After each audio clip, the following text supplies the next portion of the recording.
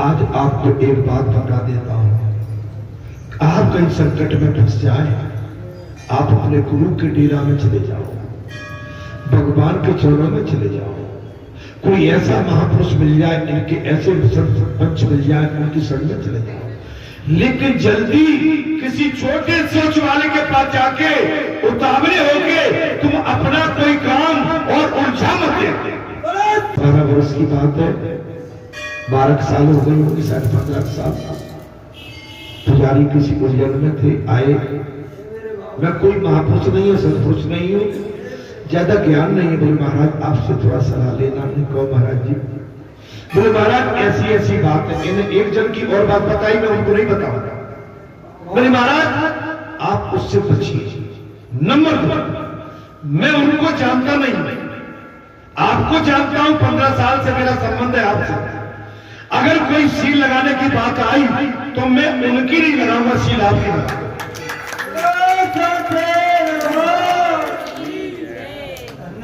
और मैंने यह भी कहा था, मैं उनका कोई नुकसान भी नहीं चाहता।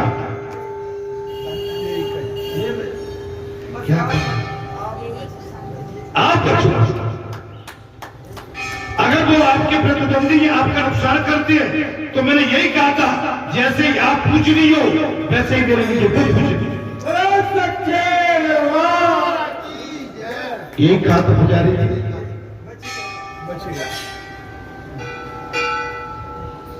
यही तो बात है।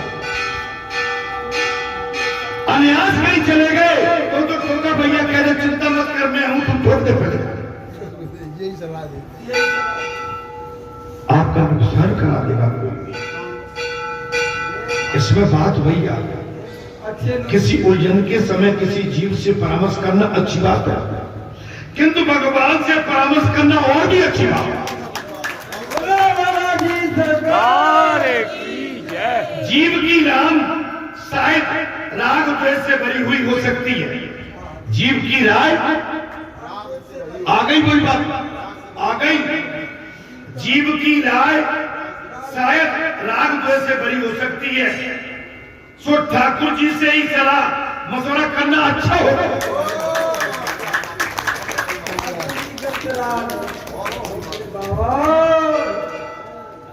अब आप अंदाज लगाइए, अंदाज लगाइए।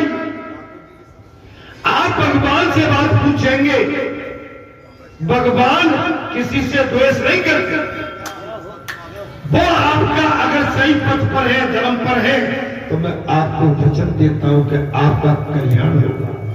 तुम्हें यदि कोई उलझन, तुम्हें कोई उलझन सता रही है तो ठाकुर जी का श्रृंगार हो और आरती करके शांति से हाथ जोड़कर इस महामंत्र का जाप करो।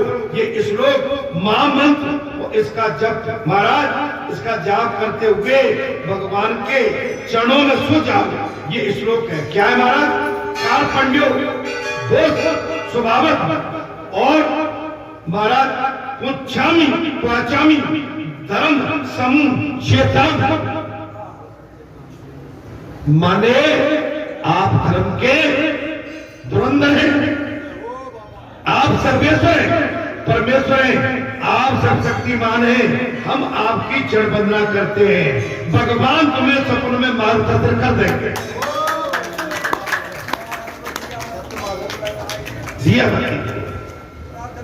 लेकिन नहीं, मैं तो भैया ढोलक बाया चलिए तो। अच्छा जिप हुए राजेश, अच्छा राजेश के पास जा। अच्छा नहीं लड्डू के पास जा। नहीं मैं बा के पास जाता, जिसके पास जाना चाहिए वहां नहीं।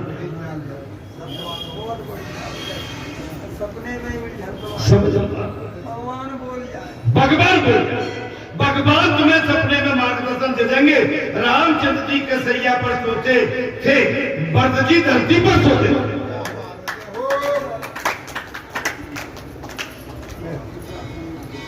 आजकल कहां है महापुरुष की कोई कदर कहां कर रहा है? कहीं नहीं। ए गुरु हो भैया, काय गुरु हो भैया, पानी और आवेगों का नहीं हो भैया।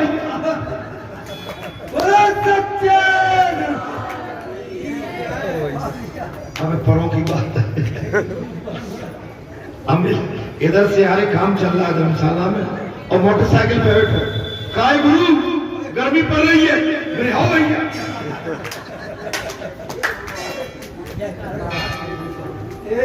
गुरु पानी आवे रुका, नहीं आवा भैया।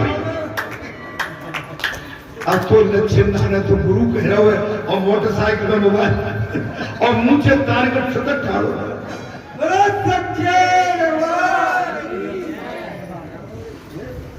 महाराज बड़ा मुश्किल, रास्ते में बात मत करो, बात करना है शिष्टाचार से। चलते चलते में तो हमारी माताओं को चिस्ता दे दो ना, तो चलते चलते में पूरे घर की रामायण पढ़ डालती। हनुमान 40 घर का पूरा 40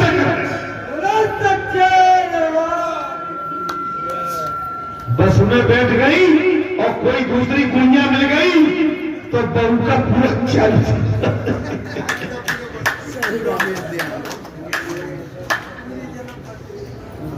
पूरी अरे एक जगह अपन मत लो भाई, अपन बचे रहो।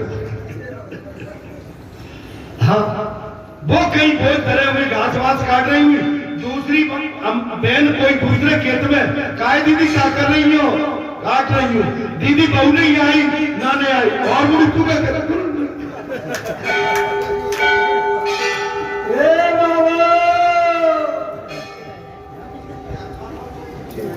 देखो भाई जाकर बात सब काम कर लिया। महाराज रामचंद्र जी सैया पर सोते थे, भरत जी धरती पर। रामचंद्र जी ने चित्रकूट का त्याग करने का निश्चित कर लिया। भगवान श्री राम ने कुछ समय पश्चात चित्रकूट को त्यागने का निश्चित किया है। वे अत्रि ऋषि के आश्रम में पहुंच गए। चित्रकूट के नजदीक में ही अत्रि ऋषि आश्रम है, वहां पहुंच गए। अनसुईया ने सीता की बड़ी प्रशंसा की है। अनसुईया जी ने सीता मैया की बड़ी प्रशंसा, गुरु पत्नी है अनसुईया, माता सीता की बड़ी प्रशंसा की। महाराज बड़ी प्रशंसा की। वहां से वे तुच्ची क्षण के आश्रम में गए। सुती क्षण के आश्रम में गए। ये प्रसंग दिव्य है। सुती क्षण मुनि अगस्त के शिष्य, सुती क्षण मुनि अगस्त के शिष्य थे। विद्या अभ्यास की समाप्ति होने पर उन्होंने गुरुजी से गुरु दक्षिणा मांगने की प्रार्थना करी। मेरी विद्या पूरी हुई, मुझे कृपया करके दक्षिणा। अगस्त ऋषि ने कहा कल्याण ही तेरा है। अगस्त ऋषि ने क्या कहा? कल्याण ही तेरा। कुछ पाने की आशा मैंने विद्या दान किया हो ऐसा नहीं। यदि हो सके तो मुझे कभी रामचंद्र जी के दर्शन करा दे।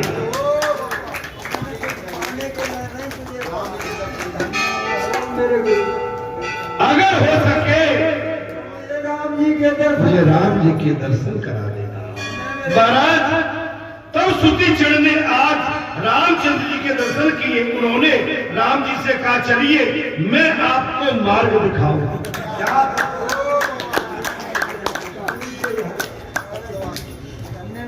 चलिए प्रभु मैं आपको ये मार्ग दिखाऊंगा। रामचंद्र जी ने लक्ष्मण से कहा सुती क्षण मार्ग दिखाने के लिए नहीं, अपनी प्रतिज्ञा निभाने के लिए हमारे साथ भगवान तो अंतर्यामी, भगवान जान गए। बोले सुती क्षण हमें मार्ग दिखाने के लिए नहीं, अपनी प्रतिज्ञा पूरी करने के लिए हमको साथ ले लिया। सुती क्षण सभी को अगस्त ऋषि के आश्रम में लेके पहुंच गए।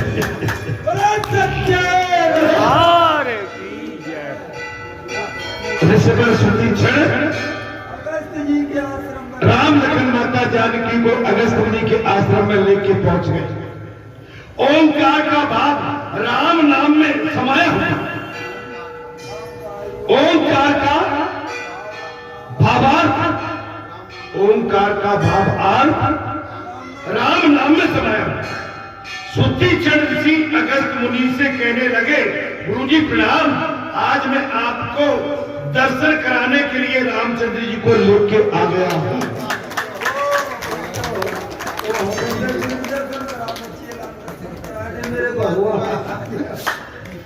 जैसे गुरु दर्शन कराता है, लेकिन शिष्य ने दर्शन करा दिए।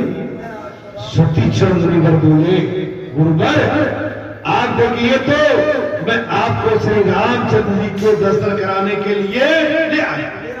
ऋषि दौड़ते हुए आए और दर्शन करके कृतार्थ हो गए। गुरु अगस्त जी दौड़ते हुए आए। सुधीक्षण की बात सुनने के बाद, अपने शिष्य की बात सुनने के बाद दौड़ते हुए आए। भगवान श्री रघुनाथ के माता जानकी लक्ष्मण के साथ दर्शन करने के बाद कृतार्थ हो गए। वहां से सब चल निकल गोदावरी नदी के किनारे पर आए तो वहां पंचवटी में निवास करने हेतु आश्रम बना।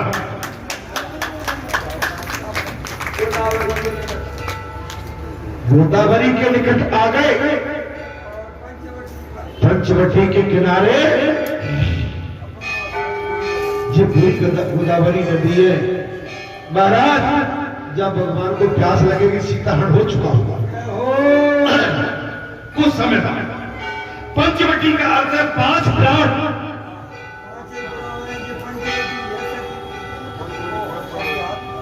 पंचवटी का अर्थ क्या है?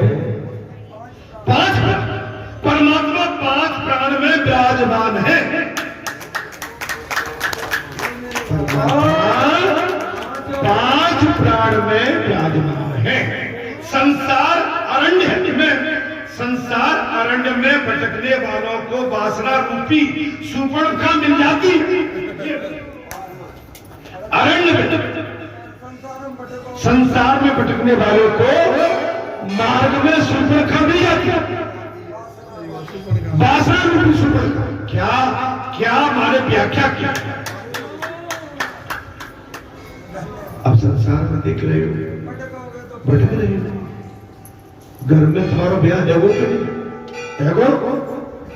बस समन कोई है भैया, बस सफेद। अगर भटकोगे, वो शब्द मैं नहीं कहने चाहता हूं, जिनका नाम इसमें लिखा गया है वो तो आपको यहां से निकलोगे सो मार्ग में तमाम। लेकिन बच्चों भाई संसारी सुपर्णखा भगवान के पास भी आई। भगवान ने कह दिया, भैया मैं तो शादीशुदा हूं, मेरा भाई बेटा थी। और भाई को तो जानते ही हो महाराज, वहां तो बिल्कुल नाक पे गुस्सा निकाल के नाक याद। इसलिए मैं आपसे कह रहा हूं, मारिए बचिए। राम तो उसकी ओर देखते तक नहीं है। राम तो संसारी रूपी सुपर्णखा की ओर।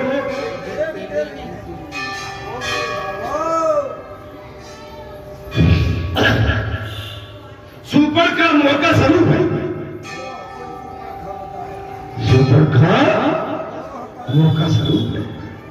ये रावण की बहन है। सुपर्णखा कौन है? बन चलकर वो राम के पास आई, कहने लगी मैं तो कुमारी।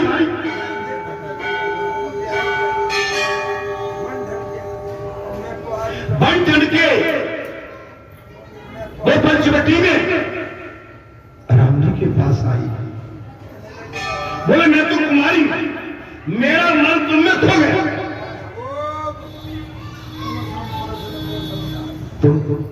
मेरा मन हो गया, मैं तुमसे विवाह करना चाहती हूं सुपर्णखा, काम वासना है। मैं तुमसे विवाह करना चाहती हूं सुपर्णखा संसार की काम भाषा है। रामचंद्र जी, तेरी बात मेरा भाई लक्ष्मण अवगाहत है। अच्छा, मैं पागल हूं कहता पहले रामचंद्र जी ने कहा कि ठीक है भाई, तेरी तरह मेरा भाई लक्ष्मण भी अविवाहित है, उसके पास जा।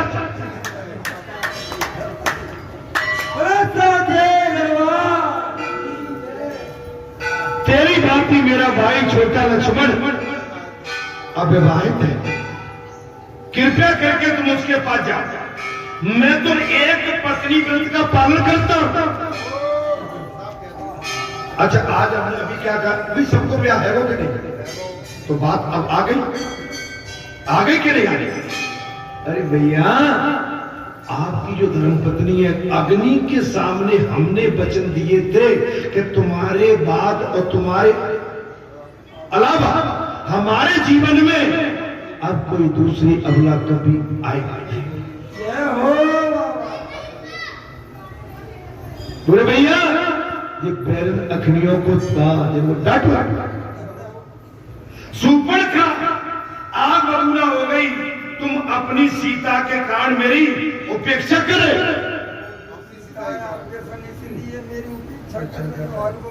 सुपर्णखा आग बबूला हो गई, भगवान से क्रोध करने लगी और महाराज विवाद करने लगी, तुम अपनी सीता के कारण मेरा उपेक्षा करे। उसने अपना विशाल राक्षसी रूप धारण कर लिया।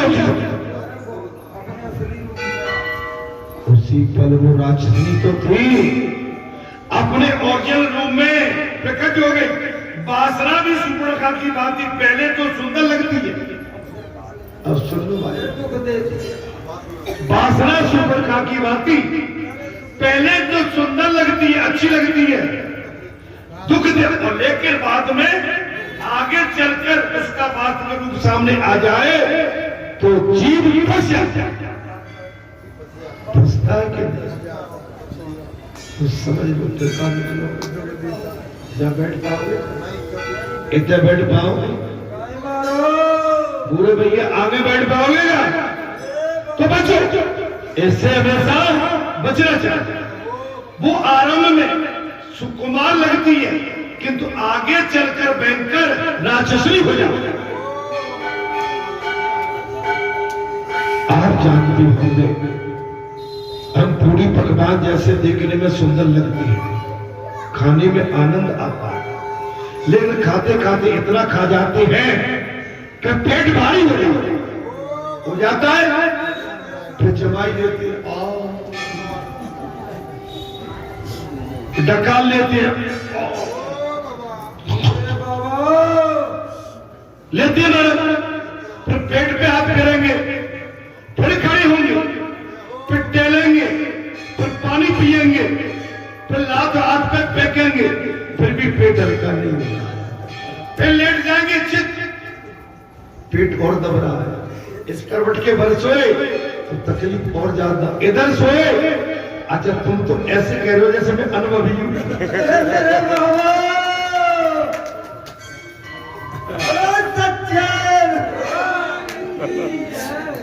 अरे सबकी ऐसी गति होती है और घर में कहेंगे देखो तुम नहीं माने, एक रोटी ज्यादा, एक पूरी ज्यादा दे दी, गड़बड़ हो रहा है।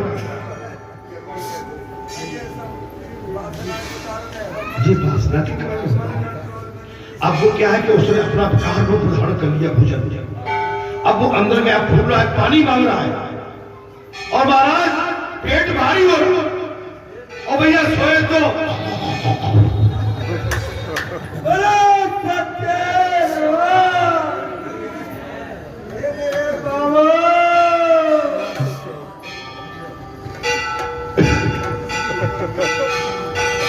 घर के बच्चे भी डर गए।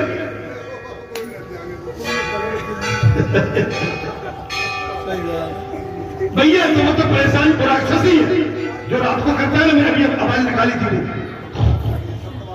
राक्षसी। इसलिए इनसे हमेशा बचना चाहिए। मैंने किसी माता का उदाहरण इसलिए नहीं दिया कि वो ऐसे स्थान पर ठीक नहीं है। उसकी पकड़ से छूटना आसान नहीं है। क्या गया वासना की अगर कोई पकड़ हो गई, एक बार आपने खट्टा मीठा चाख लिया तो आपको आदत पड़ जाएगी, छूटना मुश्किल। लक्ष्मण जी ने सुपड़ खा के नाक कान काट के रखे।